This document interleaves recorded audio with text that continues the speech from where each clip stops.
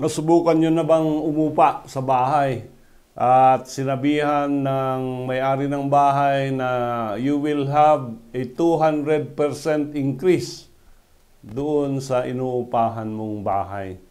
So, ano ang who will determine what is reasonable and unreasonable?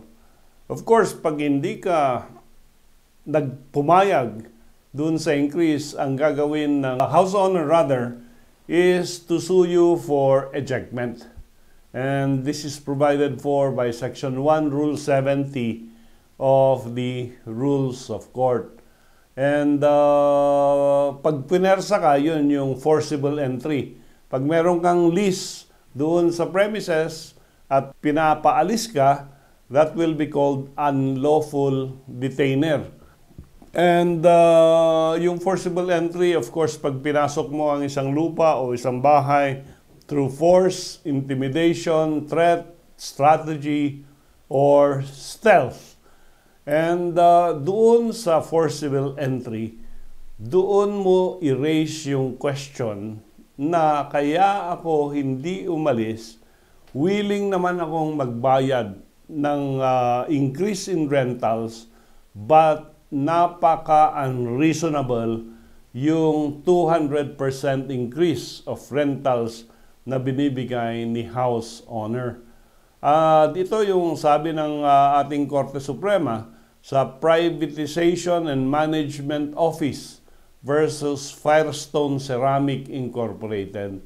Ang sabi ng Korte, hindi consignation ang solusyon pag ikaw ay iningkrisan ng renta. Yung consignation, imbis na ibayad mo yung renta mo doon sa may-ari, na obviously hindi niya tatanggapin, dinideposito mo yung monthly rental sa korte o kaya sa isang bangko.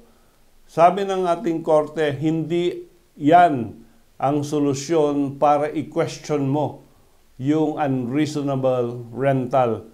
The forum na dapat pag-usapan nyo kung reasonable o hindi ang rental should be in an ejectment case or a forcible entry case before the municipal trial court. Yung issue ng reasonableness ng rentals or refusal to pay rentals kasama doon sa issue ng possession doon sa ejectment or forcible entry cases. And to repeat, kahit na i-deposito mo yung monthly rentals, pwede ka pa ring ma-eject, no? Kung hindi kayo nag-settle doon sa ejectment and forcible entry cases.